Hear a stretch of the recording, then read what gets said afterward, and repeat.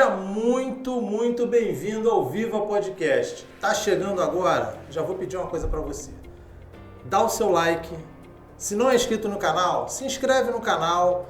Já pega esse conteúdo, pega o outro conteúdo também que já está no canal. Compartilha com a sua célula, compartilha com seus amigos do trabalho, compartilha com a família, compartilha com todo mundo. Quanto mais você compartilha, mais o YouTube entende que o nosso assunto aqui é um assunto relevante, é um assunto que interessa para todo mundo que costuma acessar o YouTube. Hoje a gente está aqui novamente com o pastor Lívio, pastor da nossa igreja. Muito bom dia, pastor Lívio, seja muito bem-vindo. Tudo bem? Você está bem, cara? Tudo tranquilo, graças a Deus. Aqui no nosso Viva Podcast mais uma vez, e hoje com um assunto muito importante. Eu acho que hoje eu e você vamos levar para o chão de orelha. Com certeza. Porque hoje a gente vai falar um pouquinho sobre o homem, a gente vai falar sobre atividade física para o homem, a gente vai falar sobre a responsabilidade do homem como pai, como marido, como homem de Deus, a sua liderança.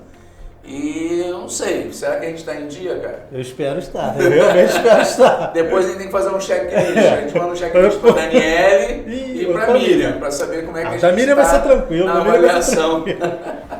Mas enfim, pessoal, sejam bem-vindos, né? É bom ter você, mais um podcast nosso, esse canal que a gente quer que seja realmente um instrumento para abençoar muitas vidas. E hoje, para não gastarmos mais tempo, eu quero apresentar aqui o William Ramos. O William é nosso amigo, nosso irmão, membro da nossa igreja, um homem de Deus e personal. Por isso que ele vai falar de saúde, de atividade física para o homem, e isso vai ser... Pega leve, tá, William? Bom dia, William. Você tá bem? Seja bem-vindo, cara. Tudo bem, graças a Deus. Que bom. Bom ter você aqui. O William, ele é casado com a Vanessa e pai da Beatriz e do João Pedro. Beatriz tem 10 anos e João Pedro 7 anos. Coisa boa. Como é que é a sensação de ser pai, William? Ser pai é muito impressionante. Eu ouvia falar assim, você vira pai quando nasce, né? A mãe é diferente.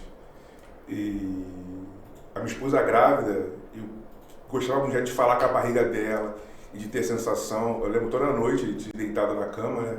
Vendo um seriado, alguma coisa de dormir. Eu falava, daqui a pouco a gente vai ter uma coisinha aqui, um pedacinho nosso aqui no meio da gente, né? Então, era algo...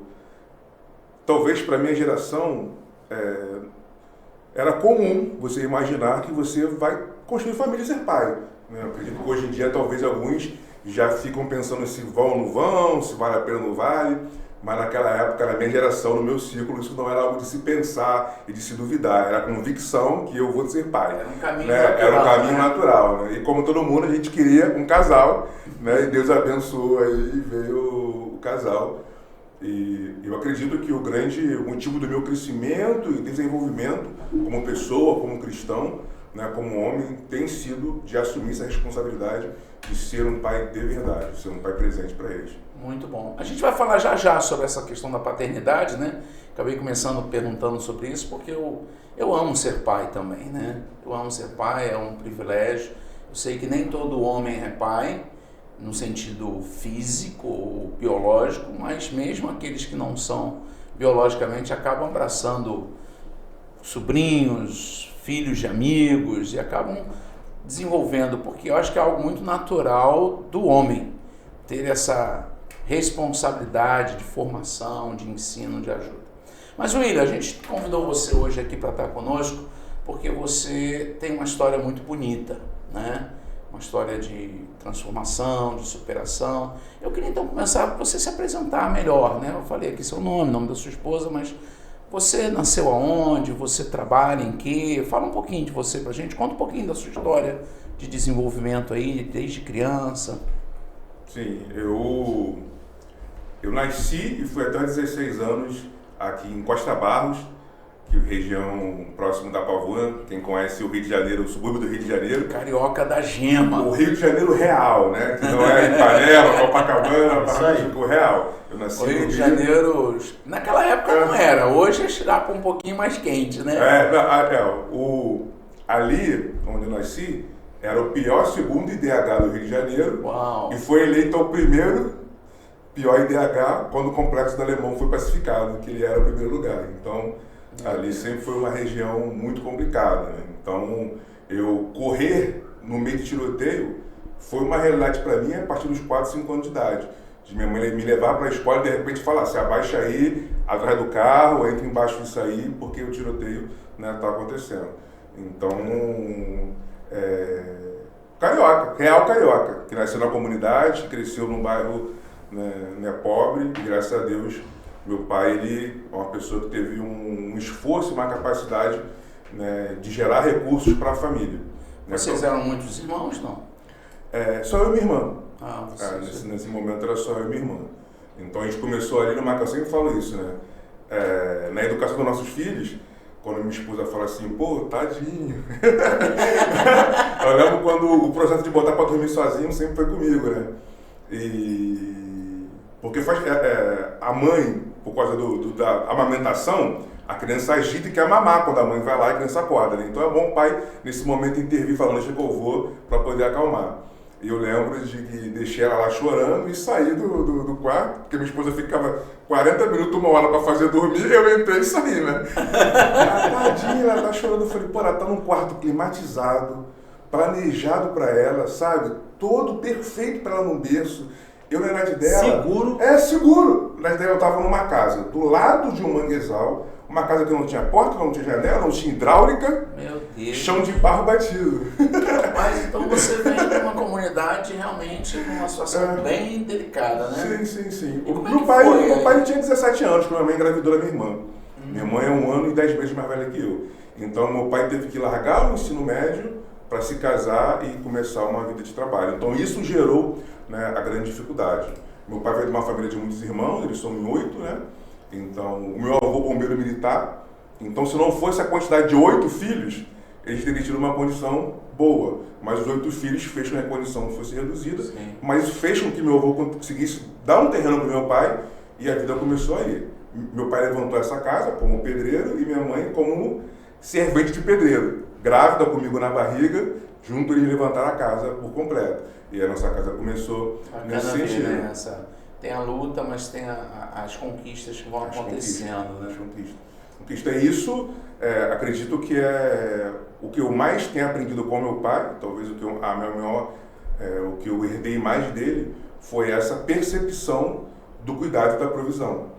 Né? Daqui a pouco a gente entra nesse assunto, mas na frente eu fui entender que não é só isso. Ser homem não é só isso. Mas foi sobre isso que a nossa vida conseguiu, né, ser transformada e sair daquela situação. Você morou ali naquela região até os 16 anos. Até os 16. Você estudava colégio público da região? Primeira coisa que meu pai fez quando a condição melhorou, né, não foi trocar o carrinho que ele empurrava, não foi essa coisa, foi colocar a gente num colégio particular. Então eu comecei, na 6ª série, eu comecei a estudar num colégio particular, na tradicional La Pavuna, chamado Colégio Mercúrio, que fica ali na Rua Mercúrio. Sim. Então aí quando eu fui para a 6ª série, eu e minha irmã fomos estudar lá. E como é que foi lidar ali na comunidade com a garotada? Você sentiu alguma pressão, questão de drogas, questão de... Não, o que acontece? A gente morava numa parte habitacional que a princípio ela foi feita para o Corpo de Bombeiro. Foi loteada para vender para o Corpo de Bombeiro. Ao redor era tudo mata virgem, quando meu avô adquiriu aquilo, e existia apenas algumas comunidades, que era o Morro do Largatixa, que é um morro também muito antigo em Costa Barros. E aí tudo isso que era uma área de preservação ao redor, tudo isso se transformou em comunidade.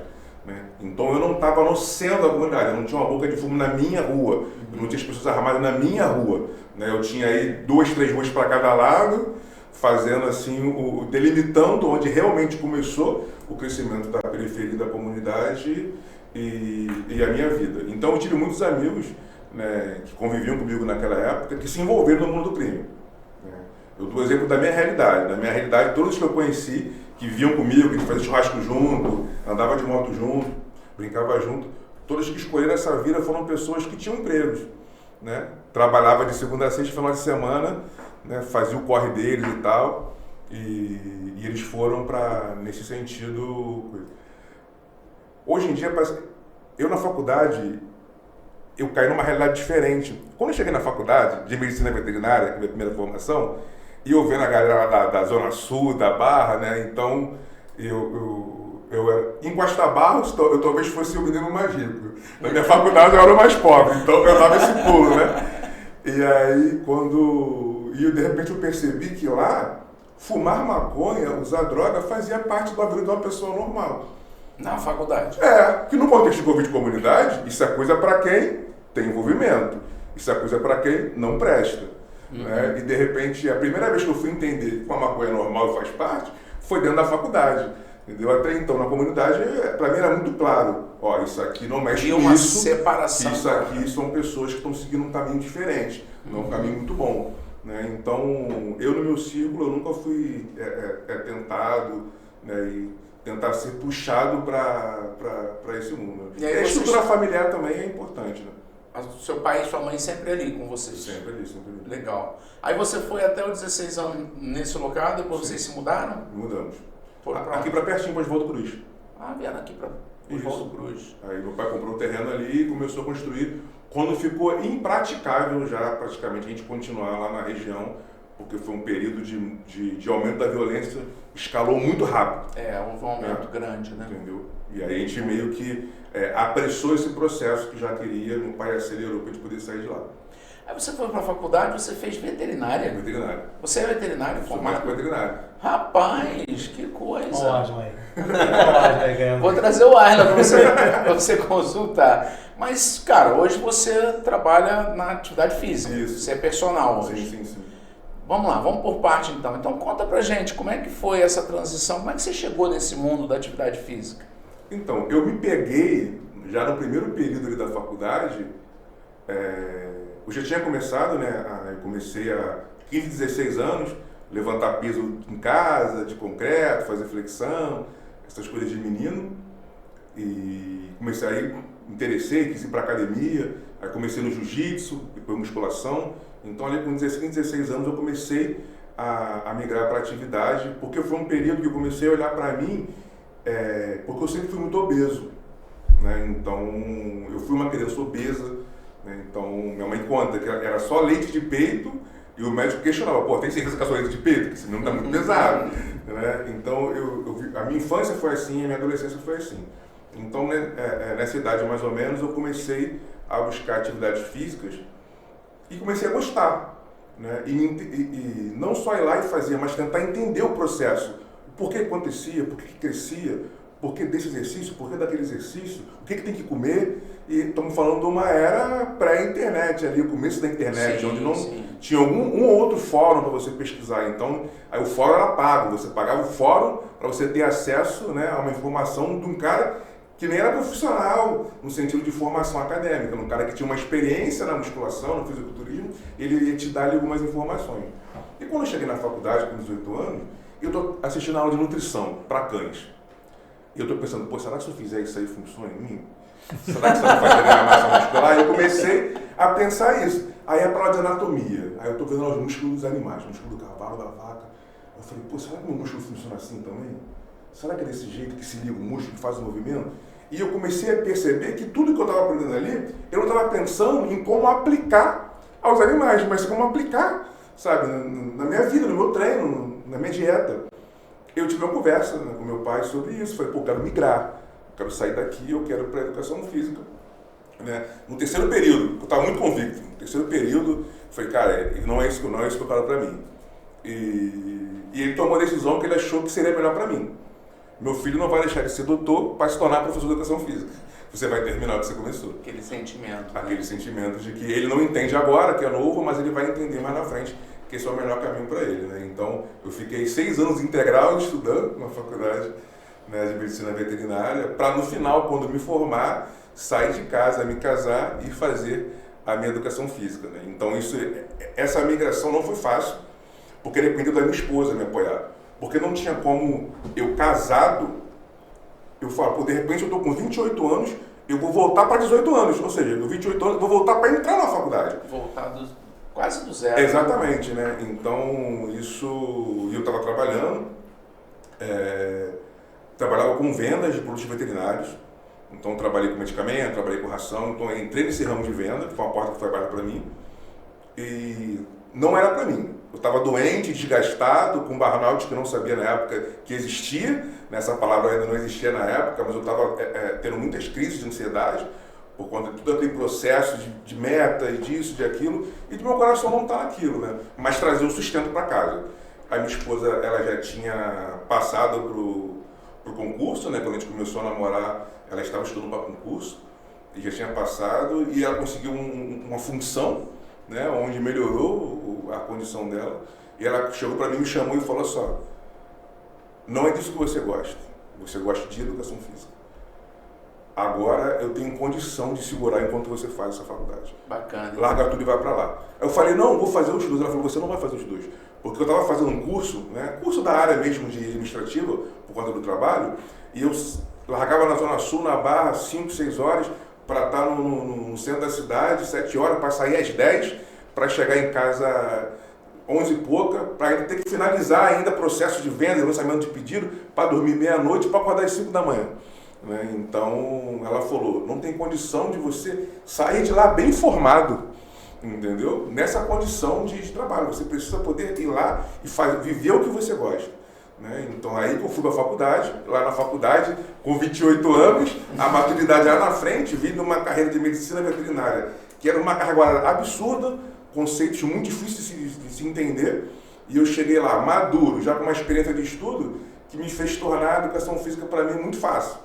Né? Então, ali fiz pós-graduação simultaneamente, aproveitei e fiz pós-graduação e tinha a oportunidade de fazer uma prova para ser monitor, para dar aula de reforço de anatomia e fisiologia. Né? Eu fiz essa prova, eu lembro até hoje, foram 8 horas e meia de prova. Uau. Porque eles falaram assim, tu chegava na hora e o técnico escolhia os sistemas. Foi circulatório, gestório, reprodutivo, ele escolheu 5 e era tudo sobre parte de anatomia e fisiologia, tudo que você sabe sobre isso aí você explica. E eu lembro que em casa, eu estudando, eu pensei, eu devo durar 2 horas, 2 horas e meia de prova, acho que eu termino. Quando eu cheguei lá, eu falei, vou começar pelo circulatório. Eu baixei a cabeça, comecei a escrever assim. Quando eu acabei o circulatório, vou pro próximo sistema. Quando eu olhei, 2 horas e meia. Passei 2 horas e meia escrevendo. Porque era um bolsonaro, você sabia muita coisa. Aí com isso, eu consegui uma bolsa, né? Então eu consegui o benefício da bolsa. Bolsa de pesquisa, né? Aí eu ganhei 50% de desconto na minha mensalidade.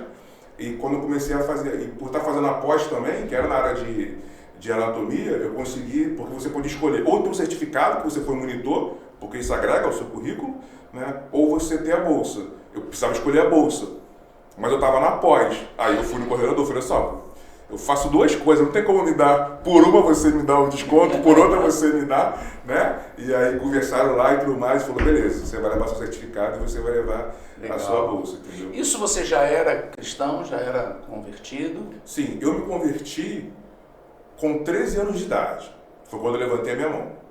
Né? A minha irmã foi convidada por uma amiga para ir numa igreja, a igreja congregacional, uma igreja pentecostal, e minha irmã começou a ir. Foi uma vez, 2, foi algumas vezes. E eu e minha irmã sempre fomos muito unidos, né? Ela me chamou, eu fui também. Quando eu entrei na igreja, eu tive uma convicção muito forte no meu coração que Deus estava ali. Eu falei, cara, Deus está aqui. Eu com 13 anos de idade falei, Deus está aqui. E eu fiquei, da parte daquele momento, só esperando a oportunidade de me tornar cristão. Então, quando essa amiga da minha irmã, ela falou, no apelo, falou, você quer aceitar Jesus? Eu falei, quero. Né? E com 13 anos de idade eu levantei a minha mão. Só que isso foi uma história de idas e vindas. Porque a família não era cristã, a minha irmã logo depois parou de ir, minha mãe começou a visitar, parou de ir também. Então era eu sozinho. Né? Era eu, com o mundo inteiro falando, larga disso, para com isso, tinha de ser bobo, entendeu? Principalmente pressão dos meus tios e tal, a menininha ali te olhando, para com esse negócio, vai lá, não sei o quê. E eu fiquei nesse processo de entender que Cristo estava ali, que a verdade estava ali, mas durante um período longo não ter forças para ficar. Eu lembro de uma vez que a minha mãe mexendo no meu guarda-roupa, e ela abriu assim e falou, William, que bolo de dinheiro é esse aqui no teu guarda-roupa? Tem um bolo de dinheiro aqui dentro. Eu falei, mãe, isso aí é dízimo. Ela, como assim dízimo? Você não vai perder, já tem quase 1 ano. Eu falei, eu sei, pô. Eu tô guardando a minha mensagem, eu vou ter que dar o dízimo. No dia que eu for no lá... dia que eu for lá, eu vou levar. Entendeu? Então, eu tinha essa consciência de que eu estava vivendo em pecado, eu estava vivendo meus erros, mas que existia uma verdade que mais cedo ou mais tarde eu tinha que estar lá, né? Então, e isso foi acontecendo. E quando que teve a virada de chave? A virada de chave foi com 21 anos. Com 21 anos, algo mudou dentro de mim. Partes de mim morreram. Desejos morreram, atitudes morreram dentro de mim. Né?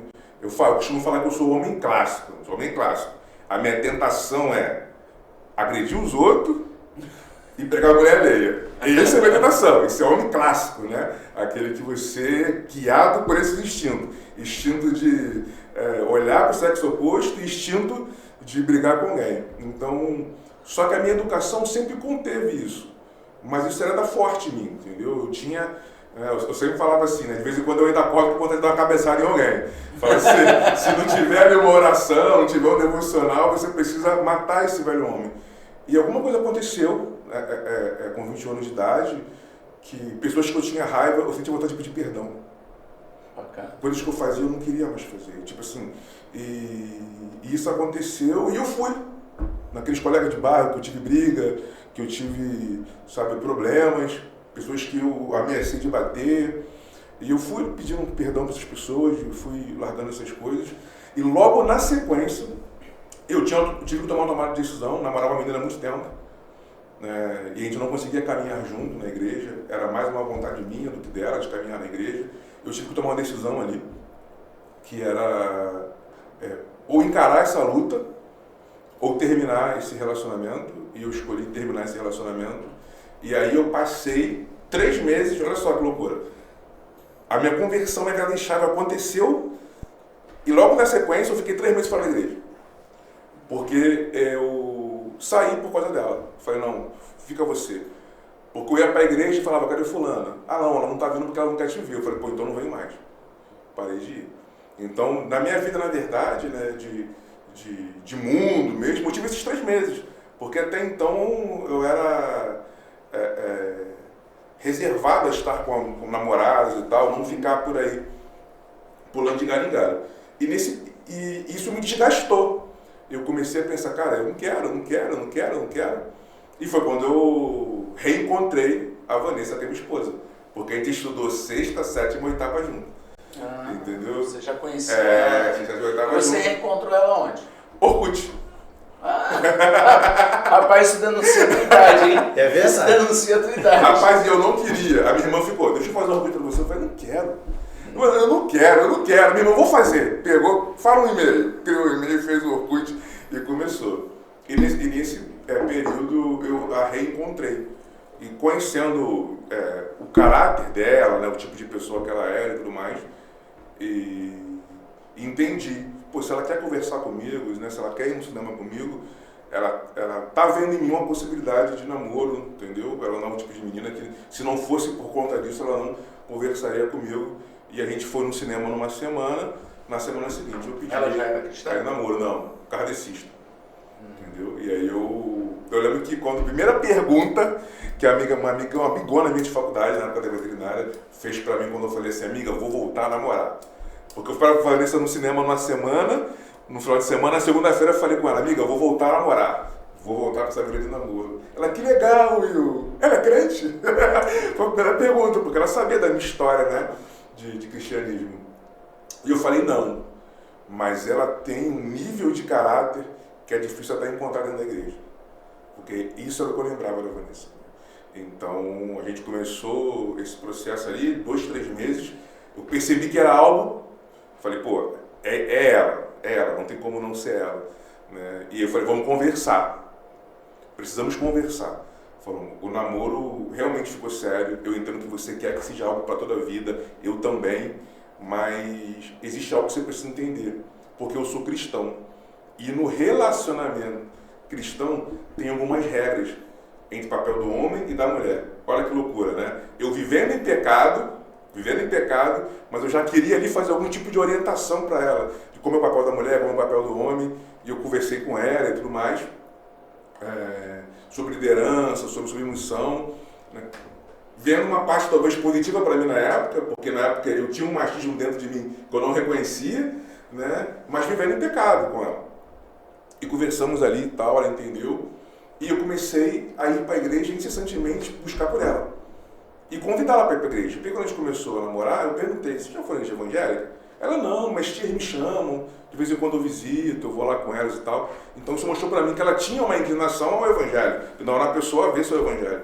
E aí ela visitou comigo algumas vezes, e de repente o Espírito Santo me confrontou. Eu orando, né, aquele costume normal de igrejas pentecostais, de você chegar e tirar um tempo de oração de joelho no começo do culto, e o Senhor alcança ela, traz ela para ti. E Deus falou assim, você nem namoro santo você tem, e você está pedindo por ela? Que exemplo de crente você está sendo, porque é para ser igual você, entendeu? Muda a sua vida. E aquilo foi um soco no meu peito, né? Interessante. E eu voltei até ela e falei, voltei para a igreja, agora é sério. E namoro de crente é assim. Namoro de crente não tem isso, não tem aquilo, é isso e aquilo, vamos ter que seguir. E nesse momento ela aceitou. Isso, só te interrompendo um instantinho, isso é uma coisa muito interessante, William, porque às vezes eu vejo algumas pessoas orando até por esposo, por esposa que não é cristã e que gostaria que se convertesse, mas não tem coragem de se posicionar em santidade, naquilo que a palavra de Deus prevê, naquilo que Deus orienta, né? E você conseguiu dar esse passo. Como é que foi isso? Isso mudou na relação de vocês? Sim, aí eu fui conversar com ela. O assunto uma pessoa que não entendia a fé como eu entendia, eu cheguei para ela e falei, o namoro precisa ser santo, então não pode ter relações e tudo mais. Ela, mas você já acredita nessas coisas ainda? Isso vale pro dia de hoje, né? Essas coisas assim que vocês seguem na Bíblia, eu falei, sim, isso ainda, né, continua e tal. Ela aceitou a condição, só que a partir daquele momento ela não queria mais visitar a igreja, né? Alguma coisa ali. E eu comecei a ir para a igreja incessantemente, sozinho, e clamar por ela e colocar Deus na parede, né? Tipo assim, você já tem uma semana, ele não aceitou Jesus. Já tem 2 semanas, ele não aceitou Jesus. Eu fiquei nessa, né? E mais ou menos ali na 3ª semana, eu falei, Senhor, que seja feita a sua vontade. Né? Eu, durante muitos anos, vivi como ímpio, e agora eu quero que o Senhor resolva a minha vida de uma hora para outra. Né? Então, que o Senhor possa exercer sua graça e fazer de acordo com a sua vontade, eu vou estar aqui aguardando. Eu falei isso num domingo, no outro domingo ela falou, quero ir na igreja contigo. E quando chegou na igreja, fez o apelo, ela levantou a mão e foi na frente. Porque é igual o gêmeo de Daniel, né? Então, eu estava ali guerreando, achando que nada estava acontecendo, estava tendo uma luta espiritual, o qual a minha esposa estava sendo conduzida pelo Espírito Santo a começar a ler a Bíblia em casa. E ela começou a ler a Bíblia. Ela, como kardecista, ela conhecia o Evangelho segundo Allan Kardec. E ela começou a ler a Bíblia. Pegou a Bíblia, tinha a Bíblia, começou a ler a Bíblia. E ela começou a falar, isso aqui não bate. Isso aqui não bate. Isso aqui não bate. E o Espírito Santo falando, mostrando para ela, isso aqui não bate, isso aqui não bate. Ela falou, se ele mentiu nisso, o resto também é mentira. Então eu vou ficar com a Bíblia. Ela fez essa opção. E é interessante, né? Você orando e Deus trabalhando na vida dela. Né? E tudo começou, como o senhor falou, com um posicionamento de santidade da minha parte. Muito bom, muito bom. William, a gente vai fazer uma pausa, porque assim, eu pedi para você falar de como você chegou a Jesus, você falou, de como você entrou no mundo da atividade física, e a gente vai fazer uma pausa que quando a gente voltar eu queria que você falasse, porque eu sei que você já me falou que teve uma mudança de chave na sua vida como homem, o seu papel como marido, como pai, como líder da casa, como exemplo, como homem de Deus mesmo. Eu queria conversar um pouquinho com você sobre isso, e também vou pedir para você, a gente vai conversar um pouquinho ainda, até porque eu acho que deve ter homens aqui como eu, como Emerson, que a gente precisa ouvir um pouquinho sobre essa parte física, né, do homem, porque se tem uma categoria que acha que não precisa cuidar da saúde, é o homem, né? As mulheres geralmente estão sempre no médico, fazendo check-up, fazendo revisão, vendo tudo, e o homem, ele, não precisa não, é que nem aquela história do avô, né, nunca ia ao médico, aí quando a neta levou no médico, aí ele vira para mim, tá vendo, eu nunca fui ao médico, nunca tive nada, minha neta me levou no médico, agora eu estou doente. Né? Então a gente vai conversar um pouquinho sobre isso, mas agora o Emerson tem uma palavra pessoal e a gente daqui a pouco continua. Gente, a conversa aqui está muito boa, eu estou aqui só aproveitando do testemunho do William, é fantástico. Então, já aproveita esse respiro, vai lá embaixo, dá o seu joinha pra gente, o seu like, ele faz toda a diferença. Aproveita, compartilha esse momento agora que a gente está essa pausazinha, compartilha isso para os grupos do trabalho, compartilha para os grupos da família. O que acontece? O que ele vai falar aqui agora também, além de tudo que ele já falou, quando ele falar sobre saúde do homem, quando ele falar sobre atividade física, faz toda a diferença, tá? Então, compartilha isso aí, dá aí esse seu like. O YouTube vai entender que esse conteúdo é um conteúdo relevante, ele vai mostrar para mais pessoas e aí a gente vai ter mais gente aprendendo, mais gente tentando melhorar a condição de vida, melhorar a condição espiritual, melhorar a condição física, e é isso que a gente quer aqui. A gente quer que você cresça, que você seja abençoado e que você caminhe muito, muito, muito bem na sua vida. Conhece a nossa igreja? Vem conhecer a nossa igreja, a gente está aqui, Rua Jabitacá 145, aqui em Vila Valqueire. Vem conhecer a igreja. Você vai conhecer os nossos cultos, vai ter uma célula, um pequeno grupo para você, onde você vai encontrar gente que vai te ajudar a crescer, a ter uma vida de mais comunhão com Deus, de mais presença de Deus na sua vida. A gente vai já para o segundo bloco, já conversar um pouquinho mais com o William, que o William tem muita coisa para falar com a gente. Valeu? Muito bom. William, a gente estava conversando, né? Você falou, tem duas coisas, ou algumas coisas muito boas, mas tem duas coisas que eu queria destacar. A primeira é esse apoio da Vanessa na sua mudança de carreira, né? É muito bacana a gente ver isso, porque às vezes a gente vê famílias que, às vezes ou o homem ou a mulher carregam um trabalho, uma formação que não traz uma realização, e há uma dificuldade de um compreender o outro, de que às vezes há necessidade de fazer uma pausa para que o outro cresça, né? Ajudar o outro a crescer, isso nos dois sentidos, não só a mulher dando suporte para que o homem como você possa parar, estudar, mudar de carreira, como o contrário também, né? Às vezes o homem precisa dizer, ok amor, sai do seu trabalho, vai fazer o que você gosta, vamos avançar juntos, e esse crescimento. Eu achei isso muito positivo e fica aqui até de orientação, né? Alguns homens que estão nos ouvindo, algumas mulheres que estão nos ouvindo, às vezes você na sua casa, seu marido está precisando desse apoio, sua esposa está precisando desse apoio, seu filho está precisando desse apoio para reorganizar a vida, né? Porque é uma coisa interessante que a gente vive no Brasil, né? A gente acaba escolhendo a carreira muito cedo, né? Adolescência ainda, então, claro, tem muita gente que escolhe, que se dá muito bem, que gosta, que se identifica, mas tem muita gente que muda, né? O número de pessoas que começa com uma carreira, faz uma faculdade e depois migra para outra atividade é muito grande, né? Isso é uma coisa que a gente precisa, e quando a gente encontra esse suporte para ajudar é muito bom. E outra coisa muito bacana que você falou foi essa experiência sua no namoro com a Vanessa, você entender como um jovem cristão que estava andando pé na igreja, pé no mundo, mas chegou uma hora que você entendeu, não, eu tenho que ter um compromisso com o Senhor, e aí você assumiu esse compromisso de santidade e colocou isso para ela. Deus começou a trabalhar na vida dela de fato, né? Até em resposta à sua oração, ao seu clamor. Então isso eu acho que é algo muito importante, porque a juventude hoje em dia acha que santidade é uma coisa meio antiga, né? Só que ela continua valendo, está na palavra e é importantíssima para o dia de hoje.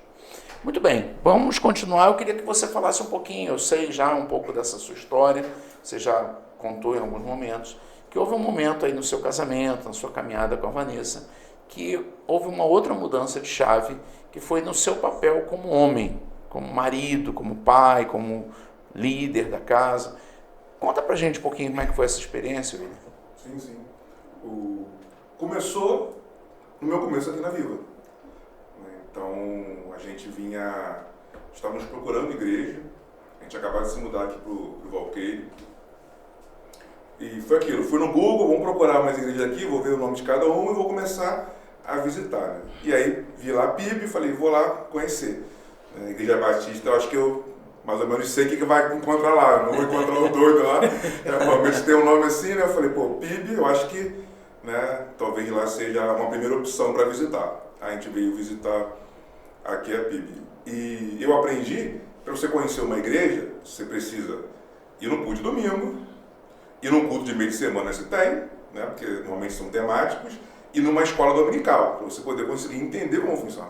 E aqui, era culto de domingo, era célula e capacitar, escola de líderes. Eu falei, então eu preciso fazer isso, eu preciso ir no culto, numa célula e fazer um curso.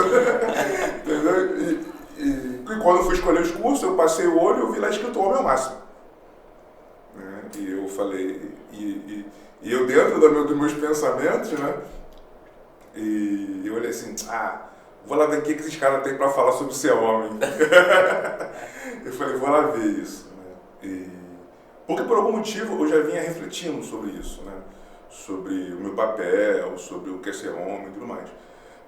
E muito disso vem de uma essência minha, talvez por questão familiar, de contexto, de eu achar que liderança, né, o papel do homem, eu confundia isso com um pouco de machismo, sabe? Eu não conseguia ter eu queria isso, mas eu não conseguia distinguir muito bem, né, como que isso procedia, né? E aí eu fui fazer o Homem ao Máximo. E durante o curso do Homem ao Máximo, né, a cada lição, a cada semana ali estudando, eu fui sendo confrontado. Eu falo que Deus faz muito isso comigo, né? De tempos em tempos, Deus coloca um espelho na minha frente, né? E quando eu olho para o espelho, normalmente eu não gosto daquilo que eu vejo. E no curso Homem ao Máximo, Deus fez várias vezes isso comigo.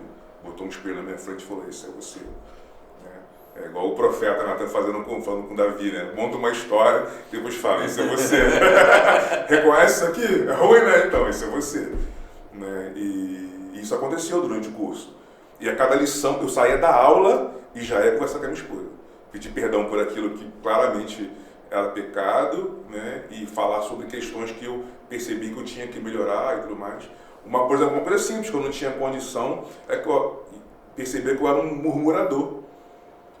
Como eu não reclamava com Deus, como eu reclamava da vida, na minha cabeça eu era uma murmuração. Entendeu? Então eu ficava esbravejando a vida, os objetos, as coisas, né? E na minha cabeça isso era algo comum. E quando eu falei com a minha esposa, ela falou, graças a Deus você percebeu isso. Porque é algo que me incomodava. Então a minha esposa sempre teve muita sabedoria, sabe? De entender, de ver uma falha minha, entender que é hora de orar e entender que é hora de falar. Né? Então ela sempre teve essa sabedoria e esse cuidado. Né? Se fosse parar aqui para falar de todos os acertos da minha esposa, ia dar um podcast só dela. Né? Você percebe já que ela tem uns acertos assim, são fundamentais no meu caminhar. Eu entendo que eu não estaria onde eu estou se não fosse por ela em todos os aspectos da minha vida. E no meu máximo eu pude entender, né? Ser curado sobre questões de paternidade, né? Minha família, perceber que eu precisava liberar perdão, entender que eu precisava me libertar de algumas coisas, seguir a minha vida e fazer, né, o que era melhor para meus filhos. E a partir desse momento, a minha vida, meu pensamento só começou a rodar sobre isso. Intencionalidade foi uma palavra que eu aprendi a usar aqui na Viva também. Eu ouvi muitas vezes isso na Viva e isso viva a minha vida, intencionalidade. Cara, mas por quê? Se eu falo, meu filho fala assim, eu quero essa caneca, pai, eu falo não. Eu falei não por quê? Eu falei sim por quê? O que eu quero alcançar com esse não? O que eu quero alcançar com esse sim? Né? E eu comecei a me questionar sobre essas coisas, né? E tentar entender como é que era nesse caso, e comprar livros para poder ouvir pregadores, palestras, comprar livros sobre o tema para tentar me conhecer melhor e me desenvolver nessas questões. E aí eu pude perceber, né, o quanto daquilo que eu achava que era masculinidade da minha vida era na verdade machismo, né? De como que existia um acreditar que é na força do braço, é na provisão, são nessas características que está fundamentada a minha liderança. Enquanto que a minha liderança não é sobre eu ser mais forte, eu ter domínio. É sobre, né, aquilo que Deus estabeleceu, como Ele quer que a família se organize. Então eu lembro que em determinados momentos que eu brigava com a minha esposa, a gente tinha alguns entendimentos, na minha cabeça eu ficava assim, quer brigar comigo? Isso na minha cabeça. Vamos ver quem é mais forte então. Vamos ver quem consegue manter essa birra aí por mais tempo. Entendeu? Eu pensava, vou focar no meu treino. É muito comum entre os casais. Vou focar no meu treino, vou focar no meu trabalho, vou até evoluir aqui, porque sem ter que dar atenção para ela, sem ter que achar tempo com ela, vou treinar mais, vou trabalhar mais, e eu vou crescer aqui. Enquanto ela vai estar sofrendo, eu vou estar crescendo. Então, cara, isso é um cristão. Então, eu tô falando de um homem, entendeu? Que, pô, já tava com meus 2 filhos. Então, se você voltar aí, são 6 anos atrás, 7 anos atrás, um homem que conheceu o Evangelho aos 13, que diz ter a grande verdade de chave aos 22, 21, entendeu? 10 anos depois, ainda tá tendo esse tipo de pensamento, sabe? E... ainda tá tendo uma postura de birra, né? Porque isso é uma postura de birra, de criança.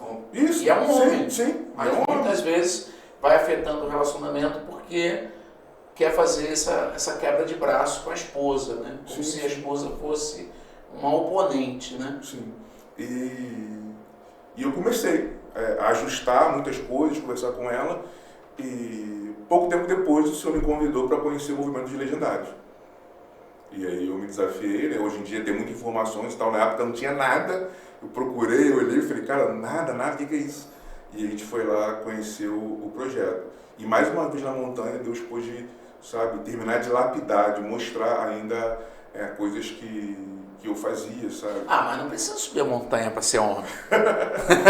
Não precisa subir a montanha para ser homem, mas o quanto Deus fala comigo na montanha é algo impressionante. Então Deus, ele falou sobre a minha forma de olhar para ela. E eu conversando com ela, e ela falou o quanto isso a feria e eu não sabia, sabe? Porque ela fala, pô, às vezes você me olha, sabe, como se você estivesse lá em cima e eu fosse a pessoa mais baixa de todas. Sabe, como a gente estivesse muito distante, sabe? Você me mata no seu olhar. E você não percebia isso? Não, tá entendendo? Não, entendeu? Então, esse tipo de coisa que às vezes você não se enxerga, sabe? Você tá com uma trave no seu olho, procurando um cisco no olho das outras pessoas e você não tá percebendo, sabe, essas coisas. Então, e sempre isso, eu falava com ela, né? Pô, isso aí me matava, isso aí, pô, realmente era uma falha. Graças a Deus, né, o Senhor falou com você, sabe? E esses processos de entender, né, o meu papel, de sair dessa questão, entendeu? Simplesmente de ser o cara fisicamente forte, apto para defender, e o cara que trabalha para prover. De entender que meu papel exigia, né, lá no mandato, né, de cultivar e guardar, sabe, masculino, e eu entendi que o que é o cultivar, sabe, que é cuidar emocionalmente da minha esposa e dos meus filhos. Cultivar é gerar um ambiente onde meu filho e minha filha possam se desenvolver e dar frutos, e a minha esposa também. Então eu comecei a entender, sabe, que o meu papel ia muito além disso, sabe? E sabe o que é o triste? Porque eu me achava o melhor de todos. Sabe, porque a gente tem uma mania de fazer uma comparação com quem está do nosso lado, entendeu? E eu olhava assim e falava, pô, isso aí não... Pô, nunca botou o filho para dormir, bota meu filho para dormir, pô, tô 10 de 10, entendeu? Pô, isso aí, pô, não aguenta nem... Tiver que socorrer a esposa e levantar a esposa, eu não aguento nem pegar a esposa no colo, pô, eu boto 2 nas minhas costas, pô, então tô 10 de 10. Eu comecei a fazer comparações, sabe, que não eram cabidas com quem estava do meu lado, e fala, pô, se aquele ali tá desse jeito, eu tô melhor do que ele, então eu tô 10 de 10. E aí no Homem ao Máximo falou assim, olha só, para quem você vai olhar é para Cristo. O seu modelo de masculinidade é Cristo. Aí quando eu olhei para Cristo, eu falei, pô, eu tô 0. Tá perdendo feio. Eu tô perdendo feio. E é interessante, eu até fiz essa brincadeira, né, de que não tem que subir a montanha para virar homem, porque a gente ouve muitos homens dizendo isso. Não preciso ir para o Legendário, que é um projeto focado em homens, para virar homem. Não preciso fazer o homem ao máximo. Homem ao máximo, por quê? Não, tem que ser o máximo. Então, as pessoas, o homem, ele tem muito essa tendência de se blindar, porque ele não quer se ver. Eu acho que você falou algo aí muito importante, que é o espelho, né? Sim. Quando Deus coloca esse espelho na nossa frente, a gente se vê e a gente se percebe. Porque a nossa tendência é sempre se comparar com o outro ou culpar o outro, né?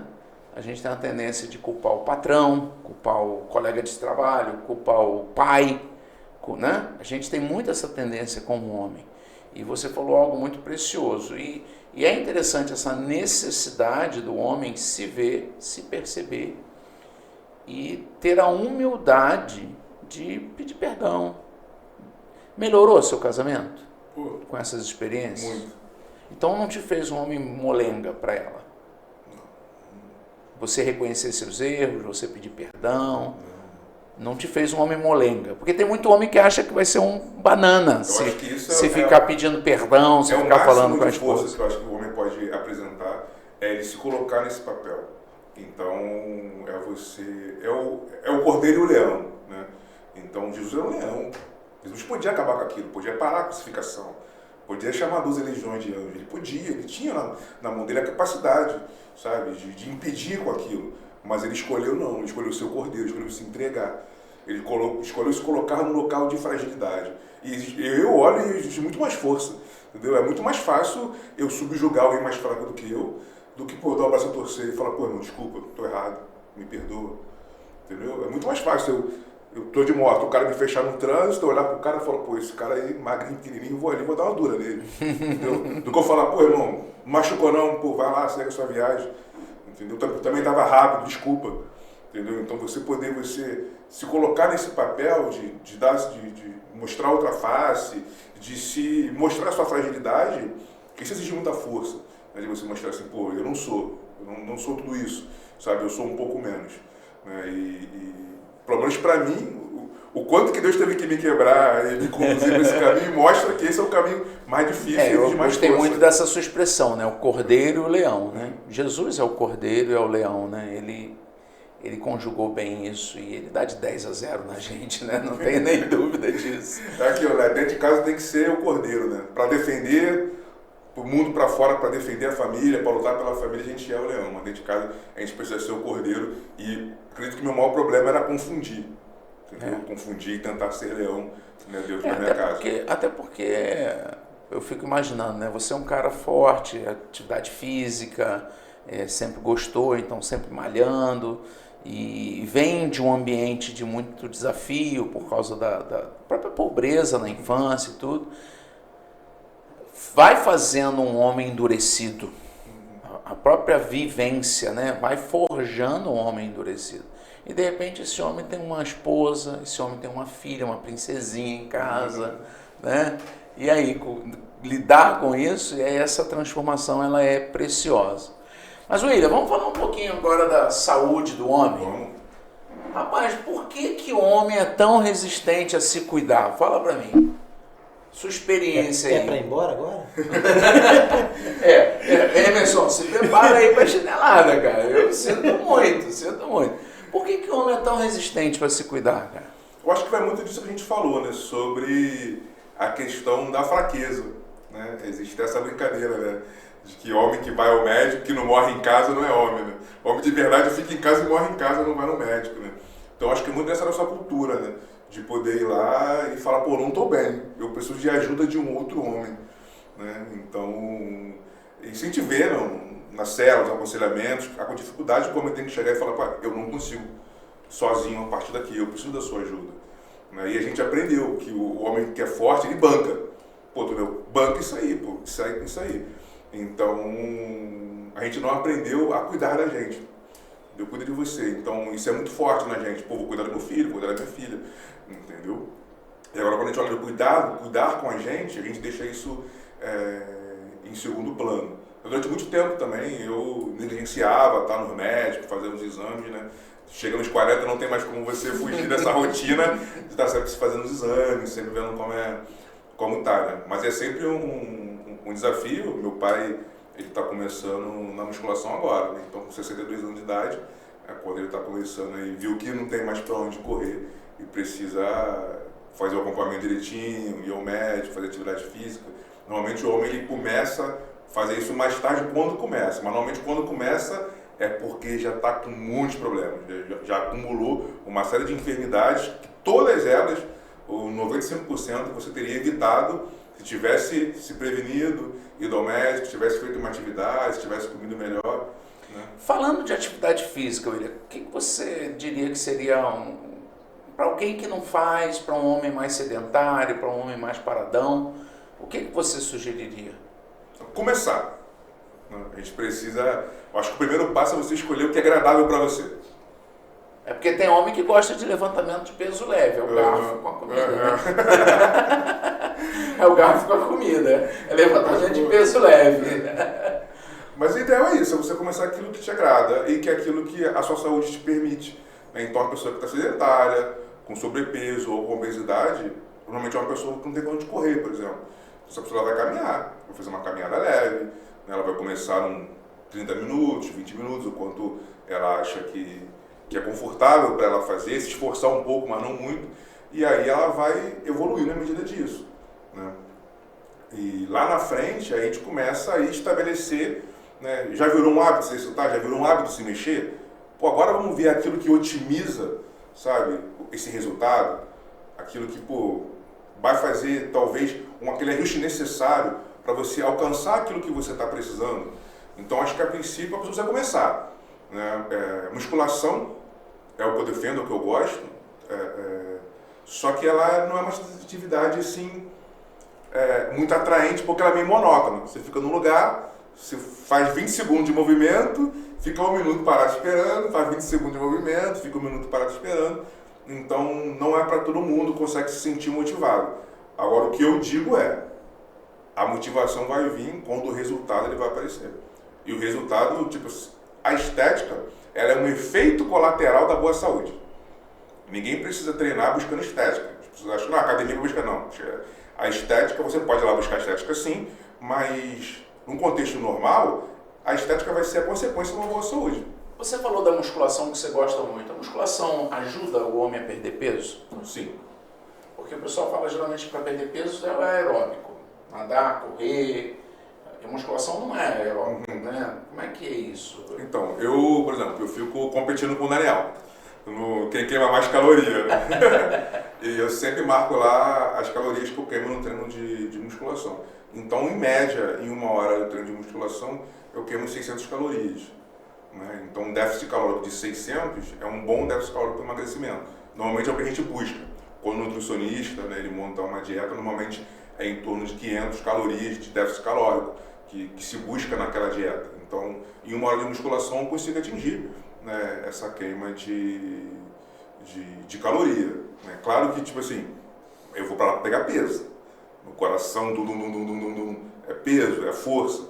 Entendeu? Então, isso faz com que eu consiga estimular e gerar esse déficit calórico. Toda atividade física, ela tem a intensidade dela. Entendeu? Então, pode ser que uma pessoa, ela fala, pô, não, em corrida eu queimo muito mais, claro. Você corre, sabe, num pace por 4 durante 1 hora e quando você vai para academia, você não quer fazer força. Então, nunca que você vai queimar na musculação tudo coisa lá. Por exemplo, eu tenho um pé operado, eu não corro, no máximo eu dou um trotezinho. Então, um trotezinho, uma caminhada que eu faço, muitas das vezes ela é inferior ao treino de musculação, quando treino mais intenso. Sim. Então, você consegue. Mas, por exemplo, o que a ciência fala, os artigos falam? Eles testado só cardio, só musculação e a combinação. Entendeu? Então acontece, a combinação de cardio com musculação, ele tem um efeito maior para perda de gordura e ganho de massa muscular. Ganho ou manutenção. Porque acontece, quando você faz só o cardio, você fala, estou precisando perder peso. Você falou que estou caminhando. Uhum. Se você fizer um déficit calórico, fizer uma dieta, ou seja, você vai estar comendo menos do que você precisa para manter seu peso. Você vai ter que perder esse peso. Você começar a caminhar, um percentual de peso perdido vai vir da musculatura. O corpo vai perder massa magra. O corpo ele é inteligente. Imagina, o corpo quer economizar energia. Você não comeu, pô, ele estava acostumado a vir 3.000 calorias. De repente vem 1.500 calorias, ele fala, pô, vamos tentar economizar. Aí imagina, você olha e você tem... Imagina que você quer economizar dinheiro. Você tem 2 carros. Você tem um Golzinho, entendeu? E você tem um Opala. Aí tu fala, pô... Vou ficar com o Opala, né? Entendeu? Aí tu fala, pô, de combustível, o que vai fazer? O Golzinho ou o Opala? O Opala consome muito mais energia. Sim. O músculo ele consome muito mais energia do que a gordura. Ele consome muita energia. Então o corpo, naquela tentativa de falar assim, pô, vamos diminuir o gasto calórico e você não está usando. Entendeu? É como se fosse um carro na garagem que você não está usando. Você não está usando o músculo. Então, por você não estar usando, o percentual de perda muscular é maior. entendeu? Então, quando você associa a musculação a isso, você consegue fazer a manutenção desse músculo ou, dependendo da situação, ganhar músculo. Perder gordura e ganhar músculo ao mesmo tempo é um benefício de quem está começando. Então é maravilha. Uma boa notícia para quem está começando agora. Você vai conseguir perder gordura e ganhar músculo simultaneamente. Isso com o tempo vai se extinguindo. Quando você vira uma pessoa já bem treinada, você escolhe períodos do ano para perder gordura e períodos do ano para poder construir músculo. Você não consegue mais fazer isso ao mesmo tempo. Para quem está começando, o benefício é esse. Você consegue... Eu lembro quando eu comecei na academia, meus primeiros 3 meses foram assustadores, assim. O quanto que eu ganhei e tudo mais. Eu fiquei irreconhecível para mim, porque eu tive um acidente de moto e eu perdi memória. Eu perdi 3 meses de memória, era 3 meses de musculação. Então, quando eu olhava para mim, eu falava, o que aconteceu? Quem eu sou? Exatamente o que aconteceu. Entendeu? Mostrou ali que esses primeiros 3 meses, para ganho de musculatura e perda de gordura, ele é maravilhoso. Se eu fosse escolher só tenho tempo de fazer uma coisa, musculação. Porque a perda de massa muscular, ela vai ser um problema pior para a saúde do que a sua gordura. Interessante. Entendeu? Então isso, a quantidade de massa muscular é um marcador importantíssimo para a saúde. Né? Então, o que está estourando aí, né, quem é no meio fitness tem ouvido muito falar sobre a relação entre musculatura no membro inferior, entendeu? Com a prevenção de problemas neurológicos na terceira idade. Então você vai diminuir aí o Alzheimer, vai diminuir uma esclerose, poupando massa muscular, principalmente na perna. Entendeu? Então, às vezes, um 5 quilinhos que você vai tirar de gordura, entendeu? Ele não vai compensar os 2 quilos da perda de músculo. Entendeu? Então, se tiver que escolher o que traz mais benefício isolado? Musculação. Você vai conseguir queimar gordura e você vai manter ou até ganhar a massa muscular. Só o aeróbico. Você vai perder essa gordura e junto você vai perder um pouco de massa muscular. A associação dos dois. Você vai perder mais gordura do que só cardio e você vai manter o músculo ou criar músculo. Então a combinação, ela seria ideal. Se for escolher musculação. É o melhor dos mundos. Você é personal. Sim. O que o personal faz? Então, o personal, ele vai fazer essa parte de organizar o treino, né? E principalmente fazer com que você execute de maneira correta. Então a musculação, eu comparo muito assim, né? Quando eu começo a pegar um aluno novo, eu falo, puxa isso aqui. Aí ele puxa, aí eu falo, você precisa pegar a sua escápula, posso encostar em você? Deixa ela aqui, agora puxa. Não, seu cotovelo não pode estar assim, você vai rodar assim, agora você puxa. A pessoa mais tem jeito certo, faz do jeito certo. Mesma coisa eu achar que eu vou chegar num campo de futebol, eu vou chutar uma bola, de qualquer jeito. Estou jogando bola. E estou jogando bola. Não, tem o jeito certo de posicionar o pé e acertar essa bola para você atingir esse objetivo. A musculação também é assim. Então você precisa saber a quantidade, né, do que você vai fazer, o volume de treino, a quantidade, a intensidade disso, que é a carga que você vai colocar ali, organizar volume e intensidade e a execução correta. Então, por exemplo, dos movimentos. Eu consigo fazer uma consultoria onde vou passar para essa pessoa o exercício que ela tem que fazer. O descanso vai ser esse, o exercício vai ser esse, o peso vai ser esse. Só que a execução de estar ali olhando, já de longe a gente não consegue. Então, presencialmente, para quem está começando, é importante ter alguém ali, né, te observando e corrigindo o seu movimento. E se alguém que está acompanhando a gente aqui quiser conhecer teu trabalho, fazer um exercício com você para experimentar, pode entrar em contato com você? Pode. Pode ir pelo teu WhatsApp? Pode ser WhatsApp, pode ser Instagram, @personalwilliamramos. Isso é melhor, né? Melhor. Isso. Personal William Ramos. William Ramos, isso aí. Legal. A gente vai botar na descrição do nosso vídeo, né? Lá. Do podcast. E isso é bacana, até porque se alguém tem interesse pode te procurar, tirar dúvida. Sim. Eu tenho certeza que o William está aqui e vai ajudar você a tirar dúvidas e te orientar nesse processo. No teu caso, você é personal no treino de musculação. Sim. Se a pessoa, por exemplo, quiser se preparar para ser um maratonista, você faz também? Não, eu não acompanho corrida. Já preparei muitas pessoas para TAF, por exemplo. Então, esse acompanhamento, né, de organizar o treino, de estar com a pessoa do lado, né? Correndo, Para fazendo concursos, preparando por pra exemplo, concurso, jovens isso. que têm concurso, Eu você faço. prepara? Sim, preparo. Você faz? Ah, legal, Sim, é bom sim. saber, até porque tem muitos jovens às vezes que acompanham aqui a gente e está fazendo concurso para militar e precisa dessa ajuda, né? Porque o jovem fica estudando matemática, chega na hora da prova física não faz a barra, né? A quantidade de pessoa que durante a minha caminhada chegou para mim assim e falou, pô, eu preciso passar no TAF, né? Aí eu falo, para quando que é a tua prova? No mês que vem. Fala, mas como assim mês que vem?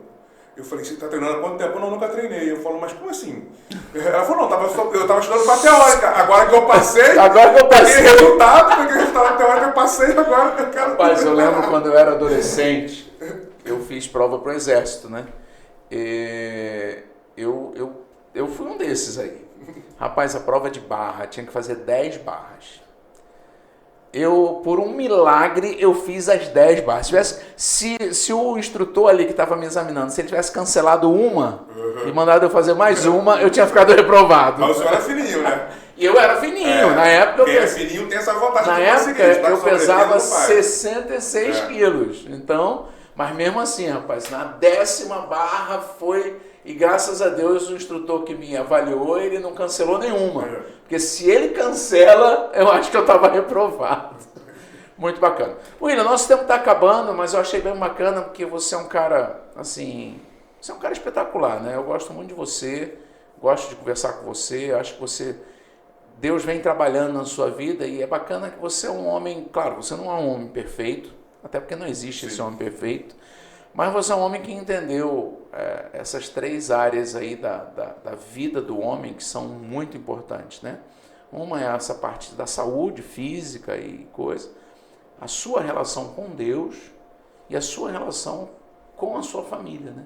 Como pai, como marido, e como amigo também, que eu vejo a sua relação com outros homens, na sua célula. Você lidera uma célula hoje aqui na Viva, não é isso? É uma célula de homens. Isso, de homens. Graça e força. E tem vaga lá, se algum homem quiser caminhar com você na sua célula? Só chegar lá com a gente. Só mandar um direct também lá no personal William Ramos. E vai estar lá com a gente. Lembrando que ferro afia ferro. Exatamente. Entendeu? Ferro na banana, a banana estraga. Vem pra cá pra ser ferro, pra me afiar, pra eu te afiar também. Muito bom. Então, eu queria que a gente terminasse aqui, eu queria te pedir, cara, deixa uma palavra final, especialmente para os homens que estão ouvindo a gente, e talvez até uma palavra para as mulheres que estão preocupadas com seus homens. Como você viu a ajuda da sua esposa, a companhia dela, e como ela tem sido essa parceira, como você acha que as mulheres podem ser parceiras também, talvez até para despertar aí o marido, despertar um filho que está nesse processo. É o momento final aí do nosso podcast. Compartilha um pouquinho com a gente aí isso. Eu queria dizer, né, tanto pro casal, né, é que é possível sim ter um casamento maravilhoso. Né? Como o senhor falou, ninguém é perfeito. Né? E essa não é a proposta. Mas ter um casamento muito prazeroso, onde você gosta de estar na companhia da sua esposa, do seu marido, vocês querem estar juntos, né? Eu falo muito isso, a minha esposa e eu, nós vivemos hoje muito próximo do que a gente viveu no nosso namoro, sabe? A gente tá louco para chegar à noite, para deitar junto, ver um seriado, bater aquele papo no jantar, namorar, entendeu? Eu comento muito isso, eu falo, a gente faz viagens, às vezes de 10 horas no carro, é sem celular, sem rádio, é conversando a viagem toda, sabe? Então, desfrutar do prazer da companhia um do outro. Legal. Né? Mas isso tudo, isso é cultivado. Né? Então, tipo assim, tem a intencionalidade. Então, você faz esse tipo de trabalho, né? De tentar. E homem, você que é um homem cristão, você precisa entender que nada vai deixar a sua esposa mais feliz e te admirando mais e te querendo mais do que ela olhar para você e ver um exemplo de homem de Deus. Ela olhar para você e falar, cara, se eu quiser ser uma boa cristã, é só eu imitar o meu marido. Uau, isso é um desafio. Isso é um desafio. Até porque há uma tradição, que eu não sei de onde vem, que quem é espiritual na família é a mulher, né? Sim. sim. E isso, talvez, homens estejam passando por dificuldade no casamento, na relação com a esposa, e o que está faltando é isso. Ela olhar para ele e falar assim, caramba, eu preciso ser como meu marido. Eu lembro que uma vez com a minha esposa, a gente tendo uma desavença ali quando eu comecei a chamar ela. Pô, vamos liderar uma célula, vamos trabalhar para Jesus. Ela sempre me apoiou muito nos meus trabalhos na igreja, mas ela nunca tomou frente de nada. E eu comecei a botar pressão, a árvore tem que dar frutos, tem que frutificar. Entendeu? O cristão de verdade, pô, ele ama o reino, ele ama o trabalho. E eu comecei a ficar em cima dela, e isso foi durando, e meses passando. E eu tive uma conversa uma vez tão dura com ela nesse sentido, sabe? Como que você fala que é cristã e você, almas estão precisando, você tem bagagem para ensinar, para conversar com mulheres, para ajudar ela no caminho, você não está fazendo e tal. Aí no dia seguinte ela falou, tô com uma raiva de você. Eu falei, mas por quê? Porque você me fez duvidar se eu sou crente ou não. Aí eu falei, mas só hoje? Na tua caminhada, só hoje que você olhou assim e falou, não é possível que eu sou crente, que eu sou tão mal. Só passou isso na sua cabeça hoje? Pô, vira e mexe, olha para mim e fala, cara, não é possível que eu sou crente, que eu sou uma pessoa muito ruim. E ela olhou para mim assim, brigando, e falou assim, mas se você não é crente, se você não vai pro céu, então quem vai? Cara, isso foi um elogio para mim, assim, absurdo. O cara olhou para mim e falou, caramba, cara, pô, não, você... Você é! Você é! Eu tenho certeza. Se você duvida do que você é, eu tenho certeza do que você é. Né? Então, eu acho que isso que alimenta, sabe, esse amor, sabe, por mim. Não é sobre, é o que eu falo, não é sobre o físico, que é legal, você está bem apresentado para sua esposa, sabe? Não é sobre a grana, entendeu? Porque ela ganha mais do que eu. Não é sobre isso, é sobre olhar e falar, cara, meu marido é um grande homem de Deus. Então para de se preocupar com o resto e foca nisso, se torne um grande homem de Deus. O resto vai ajustar. E mulher, tenha sabedoria para tratar com o seu marido. Se o seu marido ele não se posicionou, não é colocando ele para baixo que você vai conseguir. Não é, sabe, de alguma forma, porque o homem, como é que Pedro ensinou? Como é que a mulher vai ganhar um homem? Eu já converso muito isso com mulheres. Falou, você ganha em silêncio. A tua conduta, o teu comportamento faz esse cara chegar até você. Então a gente precisa chamar. E uma dicasinha, escreve o seu marido no Homem ao Máximo, escreve ele no Legendário, traz ele para cá, joga ele para estar do nosso lado, que a gente vai poder, né, ajudar ele nesse caminhar. Mas se você está passando por essa dificuldade, entenda que isso não é o normal. Né? As pessoas falam que é normal com o tempo não namorar mais, não querer muito ficar um com o outro. Isso faz parte do casamento, né? Isso não é normal. O normal é vocês querem estar juntos, querem beijar na boca, querem sair junto, querem ter finais de semana junto, né? Isso tudo é muito... E isso é o normal. Muito bacana. Você possa... Desculpa te interromper, eu costumo dizer, né, que tem pessoas que falam assim, eu não vou ficar sustentando um casamento infeliz, como eu vi meus pais, como eu vi meus avós, só porque a igreja não apoia a separação, o divórcio. Eu ouço muito isso, porque eu quero é ser feliz. E eu digo, gente, olha só, se Deus diz para nós um casamento longevo, um casamento sem a opção do divórcio, Deus não é louco. É porque Deus sabe que é possível nós termos um casamento feliz. É possível. Agora, tá aí essas dicas que o William colocou, são importantíssimas, tanto para o homem quanto para a mulher, de parceria, de apoio mútuo, de ajuda mútua, né? Eu tenho alegria também de dizer, né, William, que é muito bom. Eu olho para minha esposa hoje, a gente quer estar junto, a gente gosta de ver um filme junto, gosta de fazer um lanche, tomar um café da manhã junto, né? Mesmo na correria do dia a dia, a gente vai trabalhando esses momentos para torná-los momentos de qualidade para a gente estar junto. Meu amigo, obrigado, cara. Obrigado por você estar aqui, né? Um prazer te ouvir um pouco mais da sua história. Que Deus te abençoe mesmo. E aí, cara, levou um chinelado aí? Eu vou pedir depois para a Daniela fazer o checklist, sabe, pastor? Para ver. Se eu chegar em 10% ali, eu já começo. Rapaz, por quê? E esse cara aqui é uma máquina. Tem que ver esse homem aqui na montanha. Tem que ver esse homem na montanha. Muito bom, William. Obrigado por estar conosco aqui. E homens, especialmente homens que estão nos ouvindo. Aqui na Viva você tem um ambiente seguro para ajudar você na caminhada. Mulheres também, crianças, jovens, mas como a gente está focando hoje no homem, eu quero dar esse destaque. Nós temos células de homens, que são ambientes seguros para você poder ter amigos de verdade. O ferro afia o ferro. abrir coração, compartilhar. Nós temos cursos que vão te ajudar como homem, como esse curso Homem ao Máximo, que nós oferecemos. Nós temos o curso também Casados para Sempre, que é para casais. Nós temos o curso Aliança, que é para casais. Curso de Finanças, que são cursos que o homem às vezes precisa de ajuda.